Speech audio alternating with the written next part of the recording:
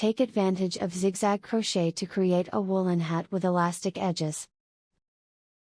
The structure is that starting from the top of the head, a hemisphere is made by single crochet, and then zigzag crochet stitches are made on that as the base. The point is how to change the number of stitches when you make zigzag crochet stitches. Let's crochet the hemispherical part first. The first row has 6 stitches, the second row has 12 stitches, and the third row has 18 stitches. The number of stitches is increased by 6 stitches for each row and up to the 11th row. From here, crochet 10 rows without increasing or decreasing. The number of stitches and rows will vary depending on the yarn you use and the thickness of the crochet hook, but it will be fine if you shape it roughly along with your head. Once the hemispherical portion is completed, begin zigzag crochet. This time, I'll show you a simple method that doesn't need to calculate the number of stitches. Increase the number of stitches to every other stitch as shown in the figure. When you want to increase the number of stitches, you increase the number of stitches by making zigzag crochet stitches from both the back loop and the front loop.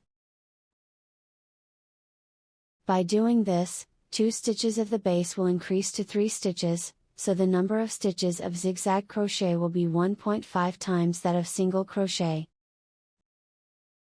By the way, when you increase this way, if the number of stitches of the base is a multiple of 4, the end of the crocheting will become the front stitches of the zigzag and it will be neatly settled.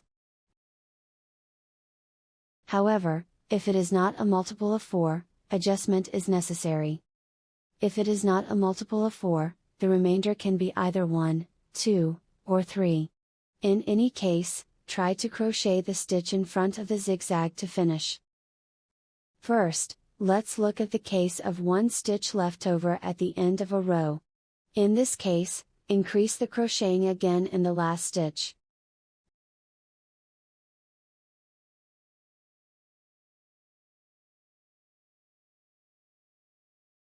If 2 stitches are left over, crochet 2 stitches without increasing.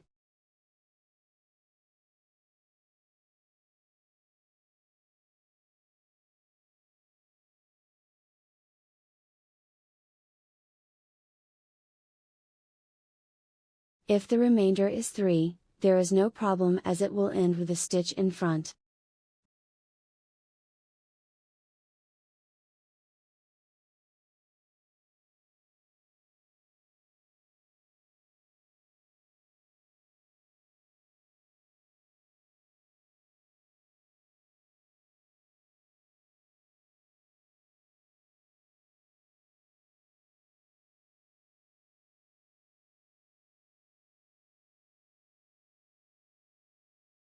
In any case, it's okay if the end of the row is the front stitch of the zigzag. Now we can crochet a zigzag with about 1.5 times as many stitches as the single crochet section. Then, pile up the rows to a suitable length. This time, it is finished with 8 rows.